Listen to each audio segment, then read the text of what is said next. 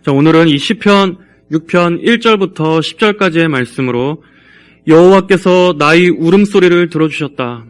여호와께서 나의 울음소리를 들어주셨다라는 제목으로 하나님의 말씀을 증거하겠습니다.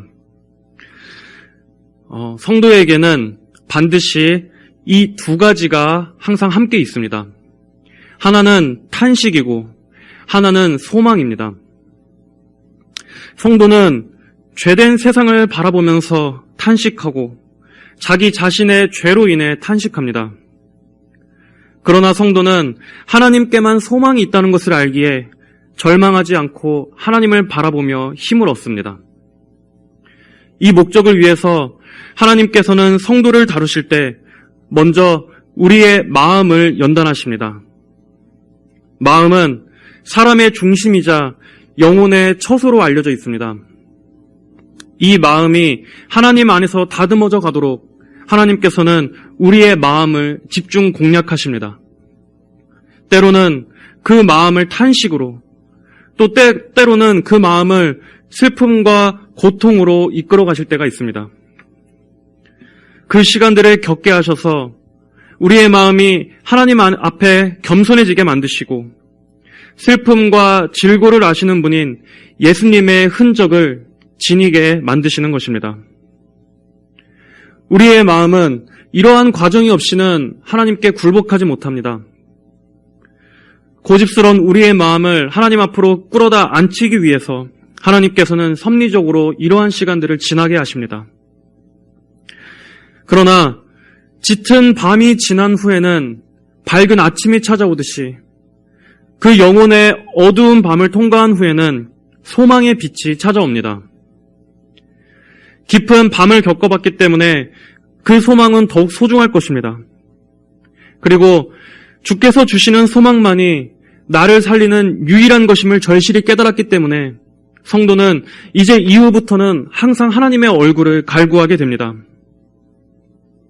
성도의 일생은 이렇게 탄식 후에 찾아올 소망을 기대하면서 하나님 안에서 계속 빚어져 가는 것입니다. 하나님께서는 이렇게 독특한 방식으로 하나님의 자녀가 항상 하나님을 바라보도록 이끄십니다. 오늘 본문에서도 역시 여기 하나님께서 그 마음을 다루고 계시는 한 사람의 기도가 나옵니다. 이 시의 저자는 다윗입니다. 이 시편 6편은 죄와 육체의 고통 가운데서 하나님께 탄원하는 참회시로 알려져 있습니다. 다윗은 1절에서 이렇게 기도합니다. 여호와시여, 주님의 분노로 나를 책망하지 마시고 주님의 진노로 나를 징계하지 마소서. 그는 지금 자신을 짓누르는 하나님의 손길 아래 마음이 잔뜩 낮아져 있습니다. 그는 자신의 죄로 인해서 주어진 영혼의 어두운 밤을 지나고 있습니다. 주석가들은 이런 고통스러운 기도의 배경이 아마 밧세바와의 간음에 대한 죄책감 때문이었을 거라고 해석합니다. 그는 그 죄를 깨닫고 하나님의 진노가 엄습함을 느꼈을 것입니다. 하나님께서 그분의 은혜를 거두어 가셨다고 느꼈을지도 모릅니다. 그가 이 시를 쓴 배경이 어떤 특별한 어떤 죄 때문인지는 우리에겐 중요하지 않습니다. 굳이 밧세바 사건이 아니더라도 그에게는 회개해야 할 일이 태산같이 많았을 것이기 때문입니다. 다윗이라 할지라도 우리와 똑같이 하나님의 은혜가 필요하고 하나님의 회복이 필요한 흠 많고 죄 많은 자였습니다. 그 역시 기도하지 않고서는 살 수 없는 우리와 같은 사람이었을 것입니다. 그는 기도하면서 자신을 짓누르는 하나님의 손길을 느꼈습니다. 우리가 기도해야 하는 이유는 기도할 때만이 우리가 우리 자신을 정직하게 볼 수 있기 때문입니다. 우리는 기도할 때만이 우리 자신이 얼마나 회개해야 할 죄가 많은지를 알게 됩니다. 기도할 때만이 우리가 얼마나 하나님의 은혜가 필요한 존재인지를 깨닫게 됩니다. 눈을 감고 하나님 앞에 자신을 한번 세워보십시오. 그렇다면 하나님 앞에 삐뚤어진 나 자신을 정직하게 보여주실 것입니다. 내 안에 하나님이 아닌 다른 것들이 가득했음을 보게 될 것입니다. 하나님에 대해서 차갑게 식어버린 내 마음을 보게 해주실 것입니다. 우리가 은밀히 행했던 죄들과 또 우리가 은밀히 품었던 생각들도 떠오르게 해주실 것입니다. 누군가에 대해서 강한 분노가 치밀어 오를 때 그 순간 기도해 보십시오. 그럼 성령님께서는 내 안에 악을 보여주실 것입니다. 내가 누군가의 우위에 서서 화를 낼 자격이 없다라는 것을 보여주실 것입니다. 세상의 안락에 취해 있을 때, 그래서 마음이 풀어졌을 때 그 순간 기도해 보십시오. 그럼 성령께서는 세상의 헛된 즐거움에 빠져 있는 자신을 보게 해주실 것입니다. 물론 이때를 틈타서 마귀도 우리를 참소하기는 하지만 성령님께서는 우리 자신의 죄를 여실히 보게 해주십니다. 그래야만 우리가 회개할 수 있기 때문입니다. 그렇기 때문에 기도하지 않으면 회개할 수 없습니다. 평소 때 기도하지 않는 사람은 오랜 시간 죄를 묵혀두는 것입니다. 기도하지 않기 때문에 죄를 깨닫지 못하고 기도하지 않기 때문에 죄를 이길 수 있는 힘도 얻지 못하는 것입니다. 또한 기도하지 않는 사람은 겸손을 배울 수 없습니다. 우리의 교만을 꺾는 유일한 방법은 기도입니다. 기도하지 않는 성도는 성화에 더딜 수밖에 없습니다. 골방에서 하나님과 단둘이 보내는 시간을 많이 가지면 가질수록 우리는 하나님께서 가르치시는 교훈을 더 온전하게 배울 수 있습니다. 여러분, 기도의 이미지가 무엇입니까? 머리를 숙이고 손을 접고 무릎을 꿇고 두 무릎 사이에 얼굴을 깊이 파묻는 이러한 자세는 우리의 마음을 낮추고 우리를 하나님 앞에 엎드리게 만듭니다. 이것이 바로 하나님께서 우리에게 요구하시는 마음의 자세입니다. 참된 겸손과 참된 죄에 대한 깨달음은 오직 기도로만 만들어집니다. 다윗은 2절에서 이렇게 토로합니다. 여호와시여, 내가 쇠약하니 은혜를 베푸소서. 여호와시여, 나의 뼈가 쓰시니 나를 고치소서. 다윗이 어떤 사람이었습니까? 그는 거인 골리앗을 이긴 믿음의 사람이었습니다. 그런 그가 그렇게 담대했던 다윗마저도 죄가 그를 약하게 만들었습니다. 뼈는 우리 몸의 가장 강한 부분입니다. 그러나 지금 그는 뼈가 쑤신다라고 말합니다. 개역개정에서는 나의 뼈가 떨리오니 나의 영혼도 매우 떨리나이다 라고 번역되어 있습니다. 우리 몸의 가장 강한 뼈가 흔들리는 것처럼 극심한 고통을 겪게 될 때는 정말 우리는 이 영혼의 떨림을 경험하게 됩니다. 문자 그대로 뼈가 떨리고 영혼이 떨릴 만큼 힘들 때가 누구나 다 있었을 것입니다. 다윗은 하나님 앞에 이런 자신을 솔직히 털어놓고 은혜를 베풀어 달라고, 자신을 고쳐달라고 하나님께 기도했습니다. 우리는 하나님 앞에 우리의 상태를 솔직히 털어놓을 줄 알아야 합니다. 하나님의 사람이라고 해서 이런 고통을 겪지 않습니까? 아닙니다. 믿음 있는 사람은 절대 이런 일을 경험하지 않는다는 것은 성경적이지 않습니다. 오히려 하나님께서는 성도의 마음을 갈아엎으셔서 그로 하여금 탄식의 눈물도 흘리게 하시고 그로 인해 더욱더 기도의 자리로 오게끔 만드십니다. 성도라 할지라도 이런 마음의 고통을 겪을 수 있습니다. 그 자체는 죄가 아닙니다. 아니 어쩌면 세상 사람보다 더 다른 차원의 특별한 고통을 겪습니다. 그러나 오히려 우리는 그럴 때일수록 하나님께 부르짖어야 합니다. 왜냐하면 성도의 모든 고통은 하나님만 고칠 수 있기 때문입니다. 여호와시여, 내가 쇠약하니 은혜를 베푸소서. 여호와시여, 나의 뼈가 쓰시니 나를 고치소서. 이 기도는 하나님의 은혜를 불러오는 기도입니다. 하나님의 베푸심과 하나님의 고치심만이 우리를 살릴 수 있습니다. 만약 우리가 여호와시여 나는 강하니 은혜는 필요 없습니다. 내 뼈는 강건하오니 나는 고침이 필요 없습니다. 라고 생각한다면 이런 생각은 하나님을 떠나버리게 만듭니다. 그러나 우리의 약함을 있는 그대로 하나님 앞에 고할 때 하나님께서는 흔들리는 우리를 지탱해 주십니다. 그리고 우리를 근원부터 고쳐주십니다. 우리의 영혼과 정신, 또 우리의 육체의 근원적인 문제는 오직 하나님만 아십니다.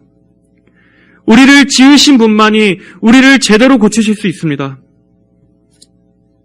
우리가 처음에는 어떠한 문제를 놓고 기도를 시작했는데 기도하면서 보니 그 문제는 단지 표면적인 증상이었고 실상 진짜 원인은 더 깊은 근원에 있었음을 깨닫게 되는 경우가 있습니다. 그래서 그 죄를 회개하자 우리가 간구했던 그 문제도 저절로 해결되는 경험을 하게 됩니다. 이렇게 하나님께서는 우리의 근원, 문제의 뿌리 자체를 고쳐주십니다. 죄의 근원, 병의 근원, 우리 삶의 본질적인 근원, 하나님께서는 바로 그것을 고쳐주시려고 우리를 기도의 자리로 부르시는 것입니다. 처음에는 고통 때문에 기도할 수밖에 없었지만 기도하지 않고서는 도저히 버틸 수 없어서 살기 위해서 기도할 수밖에 없었지만 나중에는 그 문제와 더불어 우리 자신을 고쳐주십니다. 문제 해결 이상의 온전한 회복을 베풀어 주시는 것입니다. 이것이 하나님의 놀라운 섭리의 신비입니다. 3절에 여호와시여 언제입니까? 언제까지입니까? 이 짧은 한마디에서 우리는 고통받는 자의 깊은 탄식의 심정을 보게 됩니다. 우리 역시 이렇게 외칠 때가 많지 않습니까? 여호와시여 도대체 언제까지입니까? 하나님께서 모든 것을 주관하신다고 하는 그 믿음은 흔들리지 않지만 그럼에도 도대체 이 고통이 언제나 끝날런지 애가 탈 때가 많습니다. 아무리 기도해도 하나님은 묵묵부답이시고 상황은 달라지지 않습니다. 오히려 기도하고 있음에도 상황은 더 악화되어 갑니다. 그럴수록 낙심은 더 커지고 나중에는 하나님이 원망스러울 때도 있습니다. 이렇게 성도의 기도의 응답이 더뎌질 때는 정말 오만 가지 생각이 다 듭니다. 이 고통만 거두어 주신다면 정말 하나님 앞에 잘할 수 있을 것만 같은데, 이 문제만 해결해 주신다면 지금보다 더 충성할 수 있을 것만 같은데, 그럼에도 당장 아무런 응답이 없습니다. 말씀을 전하는 저 역시도 저희 아들의 아토피 그 완치의 문제로 정말 아침에 눈 떠서 눈 감을 때까지 정말 하루에 수십 번씩 하나님께 매달리지만 저 역시 이 기도와 인내 가운데 있습니다. 그렇기 때문에 이 기도 응답이 더딘 데서 오는 이 낙심이 얼마나 우리의 마음을 고통스럽고 지치게 하는지 저도 잘 이해합니다. 하지만 하나님의 응답이 더뎌지는 것은 하나님의 주권에 속한 일일 것입니다. 우리는 이 시간을 우리를 더 성장시키시고 우리의 믿음을 굳건하게 세워주시기 위한 시간으로 받아들여야 합니다. 하나님께서 주시는 모든 일에는 목적 없는 실현이라는 것은 없다는 것을 우리는 믿어야 합니다. 성도에게 일어나는 모든 일은 선하신 하나님께서 주신, 또 선하신 하나님께서 선하신 목적을 위해서 주신 선하신 섭리라는 이 믿음을 잃어서는 안 됩니다. 하나님께서는 인내를 온전히 이뤄라. 이는 너로 구비하여 조금도 부족함이 없게 하려 함이라 라고 말씀하셨습니다. 예수님께서는 병든 나사로를 두고 슬퍼하는 마르다와 마리아에게 이 병은 죽음에 이르는 것이 아니라 하나님의 영광을 위한 것이요, 이것을 통해 하나님의 아들이 영광을 받게 될 것이라고 말씀하셨습니다. 나사로가 죽자 이미 상황은 끝난 것처럼 보였지만, 아니 이미 끝난 상황이었지만 예수님께서는 말씀하셨습니다. 내가 그를 깨우러 간다. 내가 그를 깨우러 간다. 우리 눈에는 죽음으로 보였지만 생명의 주권자이신 주님께는 자는 것에 불과했습니다.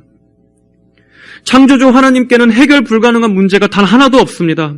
그리고 예수님께서는 큰 외침 한마디로 죽은 나사로를 살리셨습니다. 우리는 예수님께서 나사로가 죽은 지 나흘이나 지난 후에 오셨다고 해서 그분이 우리를 버리셨다고 여겨서는 안 됩니다. 하나님께는 하나님의 때가 있습니다. 우리의 예측, 우리의 생각, 우리의 기대보다 더 좋은 때를 하나님은 알고 계십니다. 하나님께서는 언제나 하나님의 일들을 계속 진행하고 계십니다. 우리가 구하는 그 해결받아야 하는 그 한 문제뿐만 아니라 그와 관련된 모든 것들을 새롭게 회복시키시고 우리가 알지 못하는 모든 것들을 더 좋게 해주시기 위해서 하나님께서는 지금도 일하고 계십니다.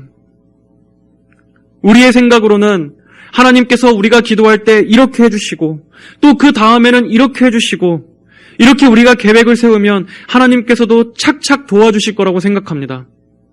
그러나 하나님께서는 우리가 그런 예측마저도 다 내려놓고 하나님께 전적으로 의탁할 때까지 기다리십니다. 우리가 하나님께 모든 것을 온전히 맡기며 의탁할 때, 그러면서 우리가 인내를 배울 때 하나님께서는 더 좋은 방식과 더 좋은 때에 놀랍게 응답해 주실 것입니다. 기도하고 구한 것 이상의 갑절의 은혜로 갚아주실 것입니다. 그러므로 성도 여러분, 우리는 끊임없이 하나님만을 바라봐야 합니다. 하나님께서 훈련시키시는 목적이 바로 그 목적이라면 우리는 그 목적을 이해하고 신뢰하고 믿음으로 끈질기게 우리 주님을 바라봐야 합니다. 4절에 여호와시여 돌아와 내 영혼을 건지소서. 하나님께서 돌아오시는 것, 하나님께서 다시 인애와 자비의 모습을 비춰주시는 것, 그것이 그가 가장 갈망하고 기다리는 것이었습니다. 하나님께서 다시 은혜를 비춰주신다면 모든 것이 회복될 것이고 모든 어려움에서 벗어날 것입니다. 그는 간절히 이것을 바라고 있습니다. 죽어서는 주님을 기억할 수 없으니 스올에서 누가 주님을 찬양하겠습니까? 하나님께서 공의로 다루신다면, 그래서 만약 그대로 그 심판 가운데 죽어버린다면 무덤에서 어떻게 하나님을 찬양할 수 있겠습니까? 하나님 자신의 영광을 위해서라도 저를 구원하여 주옵소서. 이것은 신명기 9장의 모세의 중보기도를 떠올리게 해줍니다. 금송아지를 숭배하고 하나님께 반역했던 이스라엘을 하나님의 공의로 바로 치신다면 하나님께서는 하나님의 백성들조차도 끝까지 인도하지 못할 만큼 무능한 신으로 여김받지 않겠습니까? 그러니 하나님 자신의 영광을 위해서라도 하나님의 백성들을 불쌍히 여겨주시옵소서. 이런 모세의 중보 기도와 같이 다윗 역시 하나님의 영광과 명예에 호소하여 긍휼을 구하고 있는 것입니다. 성도 여러분, 우리의 패배는, 우리의 끝장은 하나님의 명예와도 관련되어 있습니다. 하나님께서는 자신의 영광을 위해서라도 성도가 비참하게 끝나도록 결코 내버려 두시지 않습니다. 이렇게 하나님 자신의 영광에 호소하는 기도는 담대한 믿음의 기도입니다. 다윗은 이어 6절에서 애타게 기도합니다. 나는 탄식하다 지쳤으며 밤마다 눈물로 침대를 띄우고 내 자리를 적십니다. 더딘 기도의 응답으로 인해서 다윗은 지금 그의 영혼이 지칠 대로 지쳐버렸습니다.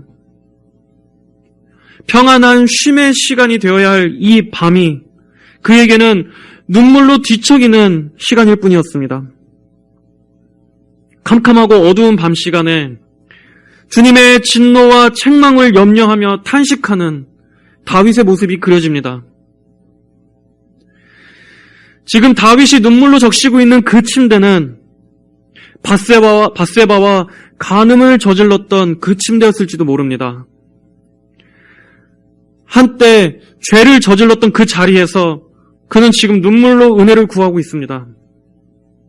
하나님께서는 이렇게 죄의 자리가 눈물로 정결하게 되어서 다시 용서를 입는 자리로 만드십니다.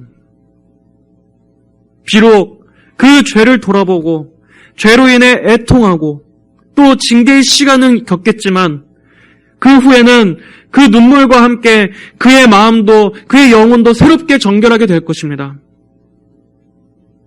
여러분, 우리에게 고통스러웠던 자리가 후에 돌이켜 생각해보면 그때가 가장 하나님과 가까웠던 시간임을 생각하게 될 것입니다.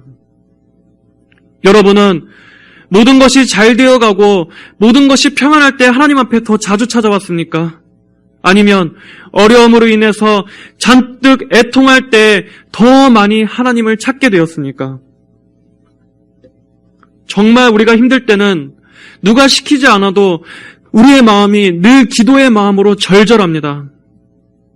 늘 하나님 앞에 우리의 마음이 잔뜩 깨어져서 하나님만 생각해도 그 탄식과 애통함과 눈물이 우리의 마음을 적십니다. 그러나 우리의 마음이 조금만 부해지면 희한하게도 하나님을 향한 그 기도의 열망이 차갑게 식어버립니다.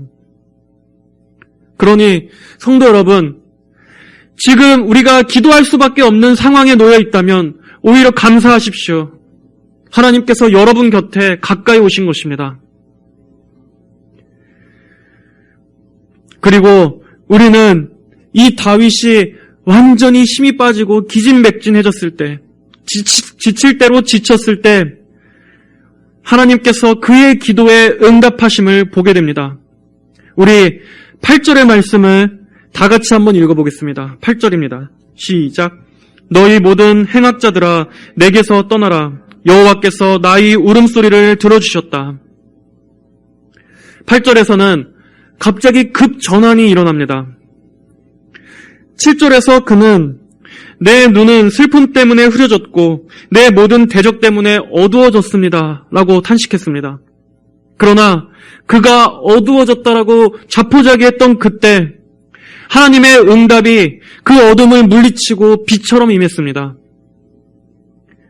이 7절과 8절 사이에 어떤 일이 일어났는지는 우리는 모릅니다. 그러나 중요한 것은 하나님의 비밀스러운 역사하심으로 그가 고통에서 벗어났다는 것입니다.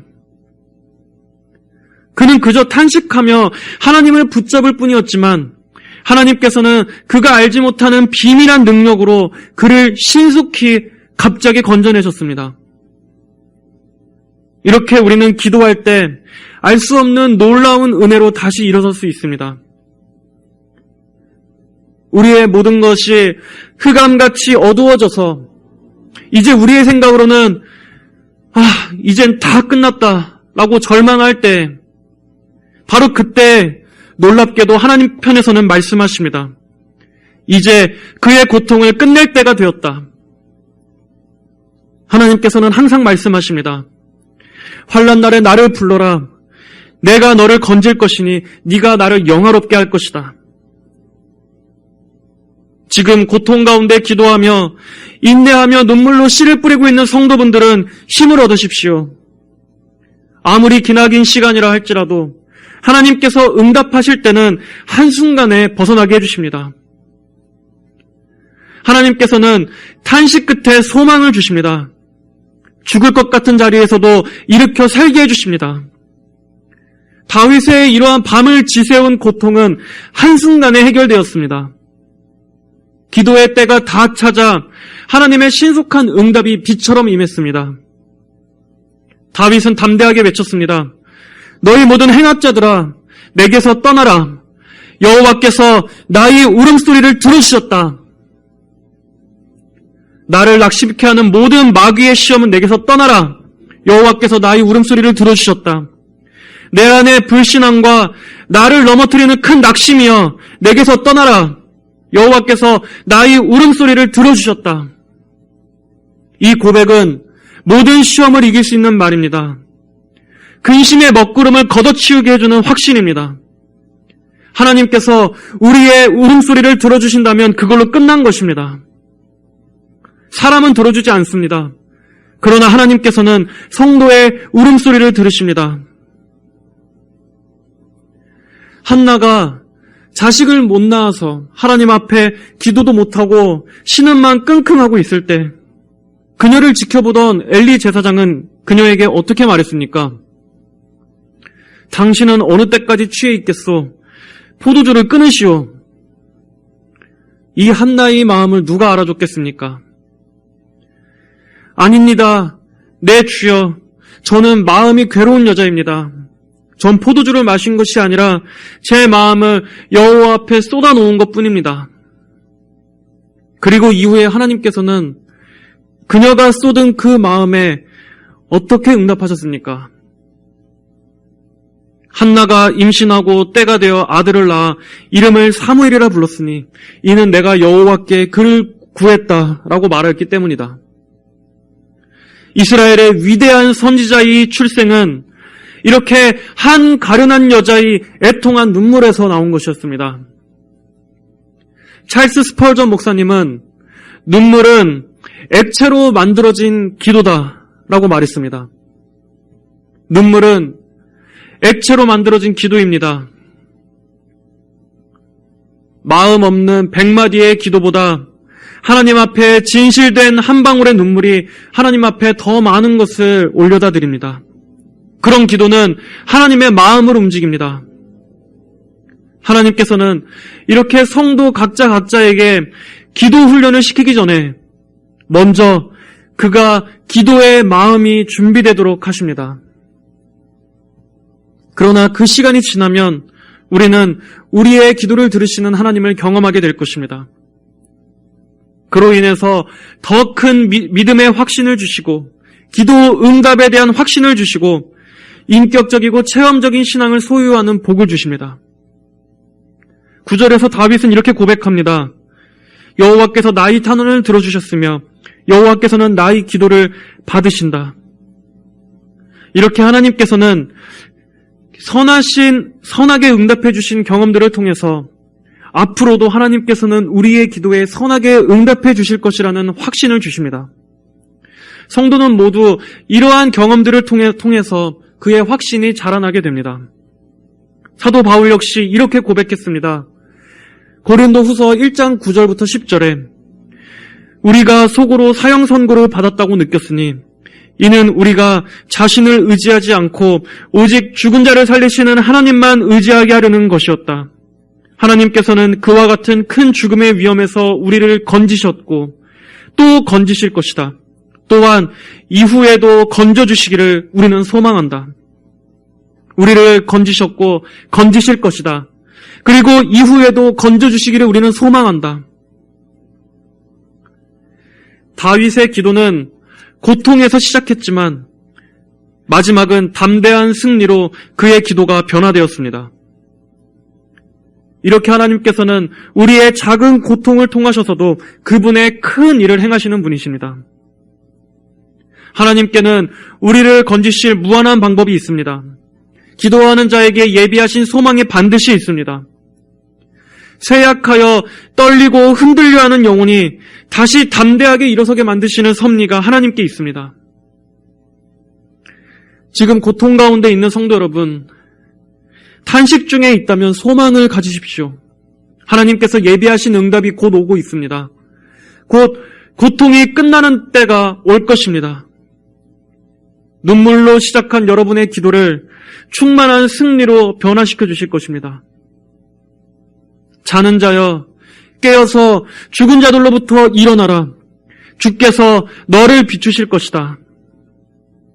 하나님께서 근심하는 어두운 영혼에 비치는 그 빛이, 그 응답의 빛이 곧 임하게 될 것입니다.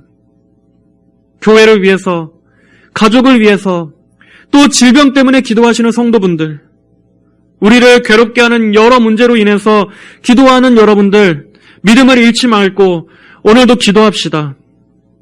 탄식 후에 반드시 소망을 주시는 하나님, 심지어 우리의 울음소리마저 들으시고 응답하시는 이 하나님께서 우리의 모든 고통을 반드시 고쳐주실 거라 믿고 우리 주님의 손을 바라봅시다. 오늘도 성령님을 의지해서 믿음으로 함께 기도하시는, 힘써 기도하시는 모든 성도분들이 되시기를 주의 이름으로 축복합니다. 다 함께 기도하겠습니다. 은혜가 풍성하시며 우리의 기도를 들으시는 하나님 아버지 감사합니다. 오늘도 이 다윗의 기도를 통해서 그 기도에 응답하시고 영혼을 일으키시는 하나님 아버지에 대한 말씀을 살펴보았습니다. 하나님 아버지, 우리의 영혼이 떨릴 때, 우리의 마음이 근심으로 어두워지고 눈물을 흘릴 때, 탄식 가운데 있을 때 하나님의 놀라운 그 응답의 빛과 그 신속한 건져주심을 기대하며 우리가 믿음으로 힘써 기도할 수 있도록 도와주시옵소서. 나의 여호와께서 나의 울음소리를 들으셨다라는 이 말씀이 우리가 힘들 때마다 우리의 심령에 깊이 박히고 기억되게 하셔서 우리 또한 이 하나님께 살아있는 믿음과 소망으로 힘써 기도하는 저희들 되게 하여 주시옵소서. 감사드리며 살아계신 우리 주 예수님의 이름으로 기도하였습니다. 아멘.